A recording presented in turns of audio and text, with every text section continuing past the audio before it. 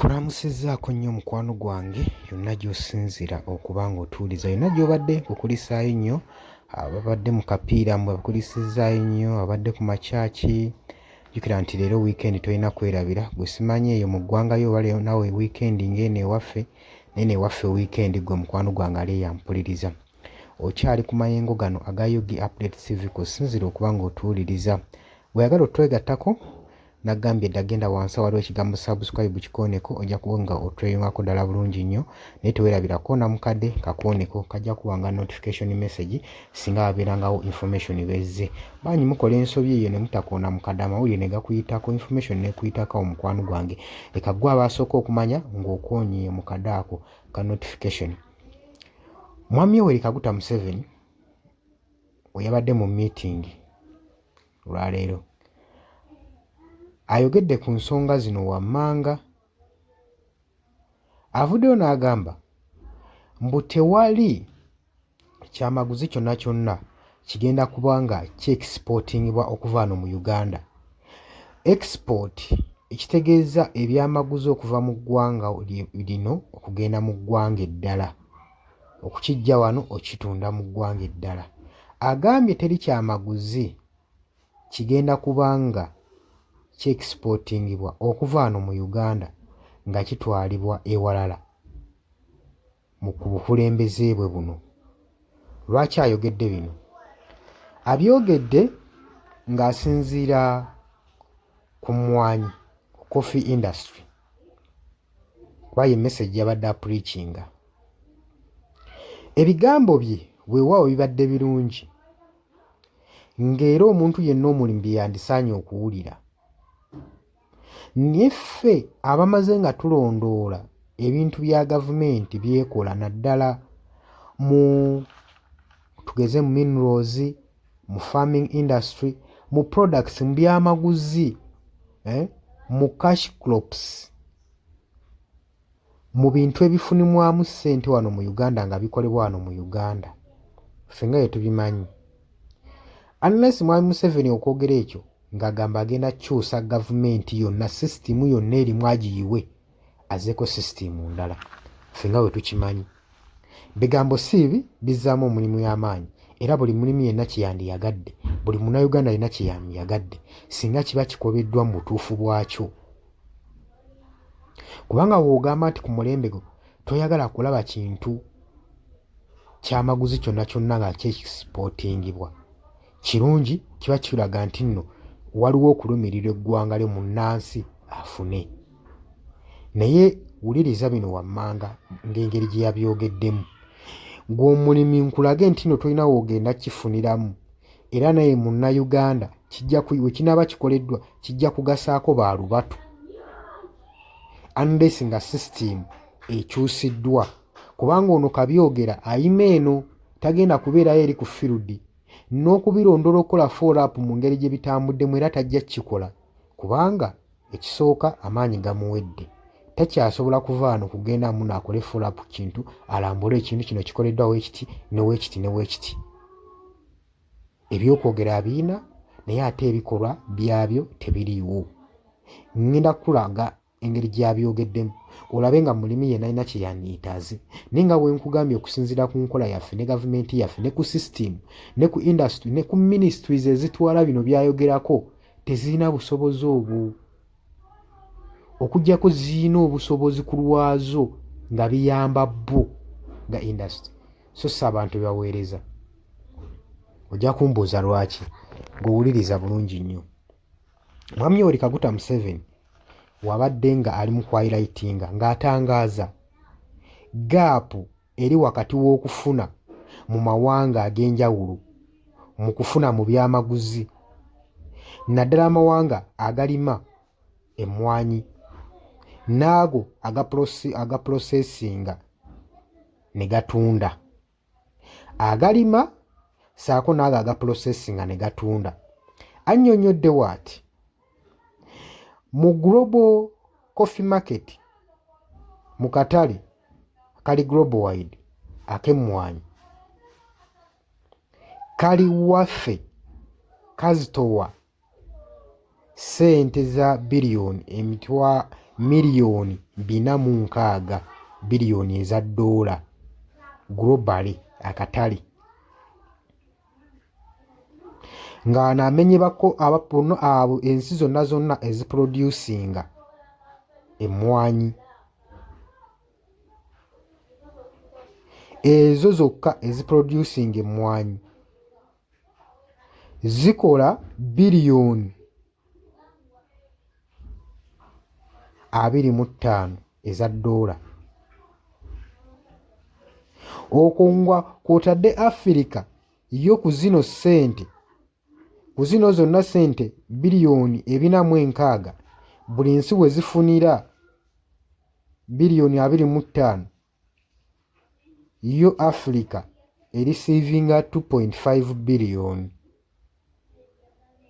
ku toto eyo yonna eya miliyoni 460 eza biliyoni eza dola ku biliyoni ezo zonna. Yo Africa efunako 2.5 biliyoni, biliyoni 2 n'obutundutundu obuwumbi bwa dola za America 2 n'obutundutundu 5 Africa zeefuna. Agamba Uganda nga yo we producing emmwanyi efuna dola miliyoni 9 eza dola, miliyoni 9 si biliyoni, miliyoni 9 eza dola buli mwaka okuva mu mmwanyi ez'exporting bwe zitwalibwa nga zifuluma eggwanga. Ayongedde n'atangaaza n'agamba ensi nga Germany ezitalima mmwanyi bakola ssente obutitimbe n'obutitimbe eziri mu biliyoni za dola 65 okuva mu yo. Jjukira bo tebagirima. Kyokka Uganda batunda buli kilograms eri ku high quality y'emmwanyi ku biliyoni 2.5. Oba okitegedde?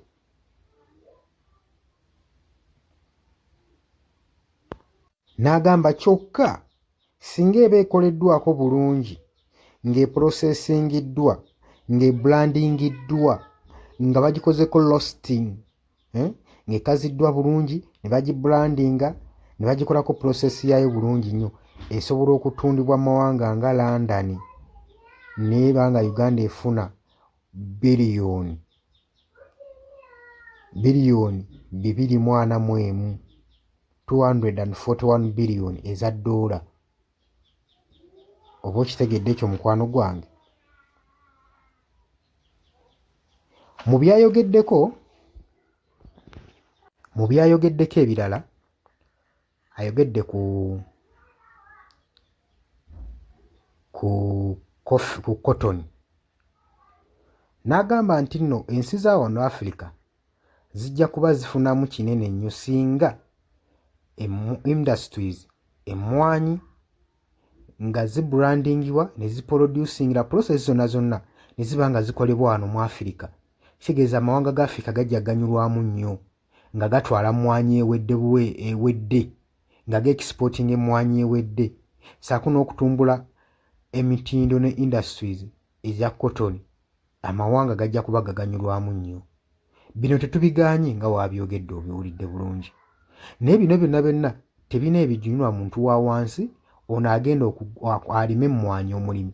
Taganyulwamu kuba na wanajja n'aleeta emmwanyi n'agitunda ku factory. Factory egenda sigala still emugula bbeeyi ya wansi ng'emudondola. Kyokka nga kwegamba production ejja kubeera waggulu. Kino kigenda teekawo production okuba ng'eri waggulu singa kinaakolebwa ng'emmwanyi inattundibwa ng'olwedde ewedde processingibwa. Kigenda teekawo production eri mu balimi ng'eri waggulu nnyo, kyokka nga demand eri wansi olw'ensonga bano balokooza abaana bagenda okuba nga babagula. Local companies zibeere nga ziprocessinga, zibrandinga okusobola okuexportinga okutunda eri wabweru. Kitegeeza ki? Production mu balimi egenda kubeera ng'eri high olw'ensonga nti nno ono zigenda tuuka zifulaadingi nga bakyali mu process eyo.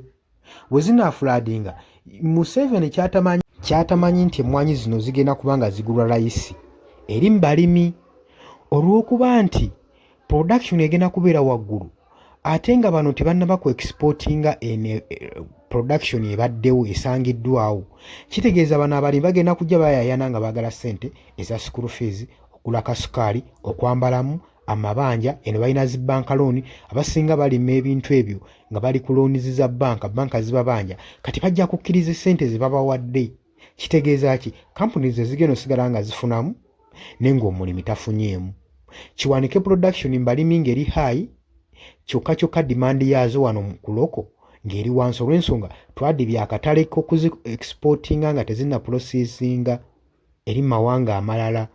Yensonga lwaki oziraba ntono n'obutono nti zijja ne baanika ne batwala bo ne baprocessinga. Ate n'abazittanira bangi kubanga ziri ku bbeeyi ya wansi mu Uganda kubanga ziri under processing. Kitegeeza omulimi wano aba aganyulwamu, demand ebeera waggulu, production ng'eri wansi. Naye buli production we n'abeera waggulu ne demand ejja kubeera wansi. Kati kigenda kubeera nga kyongeza omuwendo eri mawanga ag'ebweru, right? Kubanga quality egenda kubeera nnungi, bo bajja kiganyulwamu. Wenaabeera pricing eri waggulu wano ate eno mu balimi egenda kuba eri wansi. Oba okitegeere? Lwa nsonga demand egenda kubeera waggulu, price ate ekke wansi. Tekigenda kubeera nga bwe kibadde. Ekyo munzikirize oba mugaane. Kati n'ekirala, Uganda tetulina factories zimala zisobola kukola Mwami Museveni kyayagala. Ate ne gavumenti tefuddeeyo kutwala buvunaanyizibwa ku plantinga industry ezo ezisobola okukola ekyo ekintu mu balimi. Oba okitegeera? Tekoze kimala. Era ojja ssanga nga mu region tugambe Eastern region waliyo ekyuma nga kimu factory emu ekola ekyo. Kati nga kikeetaagisa omuntu okuva okutindigga eggendo omulimi okusobola okutwala eri ku factory okusobola okufuna ssente ez'emmwanyi. Ezo zonna expense ziba zeeyongerako. Kitegeeza ki? Kino Munnayuganda tekigenda muganyulwamu yadde n'akamu. Agenda kuba takiganyulwamu. Nga tukyayina ministries zino ezirina omutima nga guno ezaagala ssente ngaaki.